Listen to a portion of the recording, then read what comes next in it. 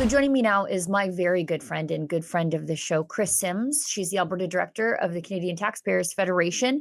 And we were going to record this about 12 minutes ago, but both she and I were paying intense attention to Prime Minister Mark Carney talking at the World Economic Forum. Now, the world will watch, of course, today as we're recording this, Macron and Carney talk, but the real scary business actually happens in the side sessions where they talk about global carbon taxes. And we know that Mark Carney has talked about a new world order. Mm-hmm. And a lot of that new world order means abandoning Canadian policy for a much broader one. And they're not even hiding it at this thing. No, big time. Again, I know a lot of people watch our shows, Sheila, and they tell me things like, I don't feel alone anymore when I'm Right. watching your show. So I just wanted to assure folks watching that, yeah, some of the stuff you can be hearing from those podiums are kind of scary, like talking about putting signs in windows and green grocer illusions, all that stuff. Those of us who've been around the block and remember the Cold War and stuff, yeah, it can get frightening. But I wanted to remind people that when it comes to the nitty gritty day-to-day life, things like banning vehicles that you want to purchase, things like your gasoline and diesel powered vehicles and your pickup trucks, carbon taxing you for the sin of heating your home, carbon taxing you because you're actually buying food from that green grocer. All of that really matters to you. And that is actually what's being discussed in all of those breakout rooms. And can I just stop for a moment and say thank you to Rebel, to Ezra, to the entire team that are there on the ground. That is real on the ground journalism. Thank you for covering it like this. Straight up. It's that, well, it's, I think, one of Ezra's most favorite things that he does all year, just to see his little ruddy cheeks when he jumps on our morning staff meeting from the streets of Davos to tell us the VVIPs that he was finally able to talk to.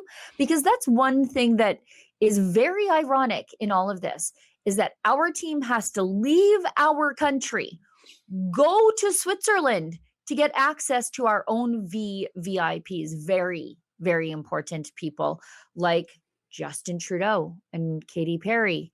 And, he ran into another former cabinet minister. I'm going to just sort of leave that as a surprise. And another cabinet minister. So what we do know is that the ability for the free press to do its job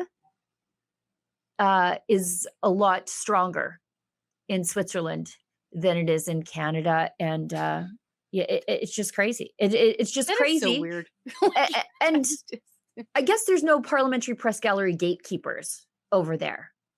No, So- he's just Ezra running down the street with a microphone in his hand. I haven't watched the Trudeau Perry video yet. I'm saving it as my cookie for the end of the Yep. day when I'm done. But I wanted to stress for folks who are like, for example, we just got rid of the consumer carbon tax, but Yep. there's still 2 that we're dealing with now. And there's 2 more, okay, that Carney really, really wants.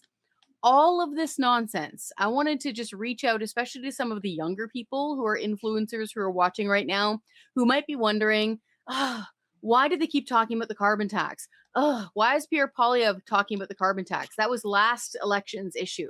No, it's not. Right. This is, to borrow a phrase, the carbon tax is the OG tool, okay, for unelected bureaucrats around the world, globalists as we could call them, to control your life and punish you for heating your home and eating food and having the freedom to drive around. Okay. That is their ultimate original tool of control. Okay. It was first proposed, as far as I can tell, back, I'm old enough to remember the Earth Summit that was held in Rio. Okay. Yes. Back in the early 90s. Okay. It was the first Bush that was there that said no to carbon taxes then. They literally typed out the minutes on a typewriter and faxed it in. It's the craziest thing. So it has been a thing now. And this is where, frankly, like Carney wrote this book. Guys, he wrote this book in the coffee lounge of these meetings. Okay. Right. Where he's talking about things like carbon taxes. And so is it okay if I get into the details of the 2 we're dealing with right now? Absolutely, please. Okay. So the Parliamentary Budget Office, okay, wonderful work. Okay, they're an independent watchdog that basically keeps an eye on the abacus. Okay, there in Ottawa. They're saying that the what we would call the second carbon tax, the low carbon fuel standard, the Mhm. one that British Columbia has been living under for about 10 years. That second carbon tax right now is costing you around 7 cents extra per liter of gasoline and diesel. Okay? Here's the catch. It's going to go up every single year. Within the next 4 years, folks, it's going to be up to 17 cents per liter of gasoline and diesel. We're right back in the same pot we just jumped out of with the consumer carbon tax. That's number one.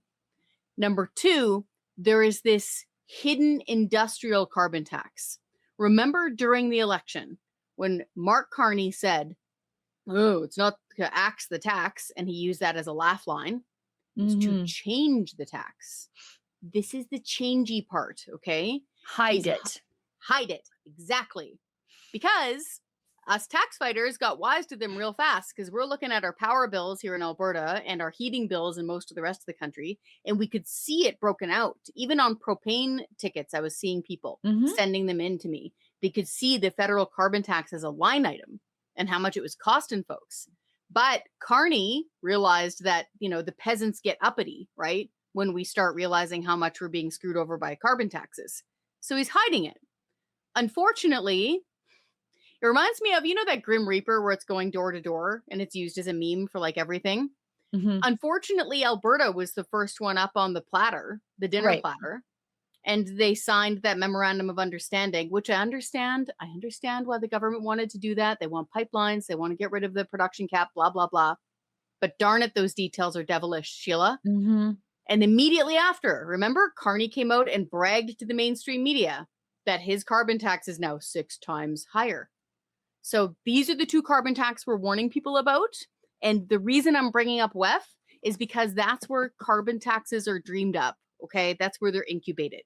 And we got to pay really close attention to what's being happening in those breakout rooms right now. Well, and you know, I think this is Franco. Yeah, Franco Terrazzano did Yep. he did such a great job. All of you do, actually. A great job explaining what these hidden taxes actually mean to you, how much they're gobbling up out of your family. So he notes the hidden carbon tax will cost you 7 cents a liter, as you said, in 2026. It will go up to 17 cents per liter of gasoline when the regulations are fully implemented in 2030. What is that? 250% it's going to go up? Yep. About that. Imagine any tax going up 250% and you not having a revolution over it. I know. Time to throw the tea in the harbor. And then he notes that it will cost the average household between $384 and $1,157 a year in 2030, depending on the province and also depending on your lifestyle. This costs us rural people a heck of a lot more. And then it gets into everything because this isn't just filling up your vehicle. Transportation costs get tacked into the cost of your food because the groceries just don't magically appear in the store. And so that's a price input, as they call it. And that drives food inflation. And right now in Canada, we have the highest food inflation in the G7. Yep. And this is a good reason why. Yeah, bingo. The food professor, he called it an input. He does such a good job explaining this stuff. Mhm. But I'll put it more bluntly. Okay. If you are carbon taxing something like diesel is what makes stuff go. Okay. All of the supplies we use, the building materials we have shipped to us, the food we have shipped to us. Yeah. Like, it's incomprehensible truly how important this fuel is to us. If our government is carbon taxing that stuff, it is making everything more expensive multiple times over. Because of course, I don't just fill up my pickup truck every day, drive directly to the farmer's field and do a U-pick. No, Right. There's several trucks and truckers involved in how do I get my groceries back into my fridge. Okay. Every layer of that is being carbon taxed now twice. We've got the hidden carbon tax, like we just explained. And we have this weird fuel regulation, which, by the way, Trudeau, when he flew out to BC a couple of years ago, he looked around and saw, like, gasoline was like $2 a liter. It was Right. crazy. He's like, oh, that's awesome. I want that for the whole country. And he used BC as his template for the rest of Canada. And you better believe it that Mark Carney loves it because he gets to hide it, right? And it Yeah. just makes, living more expensive. And it is part of why groceries are more expensive. We're also dealing with the long hangover of the inflation problem that Mhm. really cranked up during the lockdowns. I will be Yep. very brief. Sorry, I know I can run on about this. It's okay.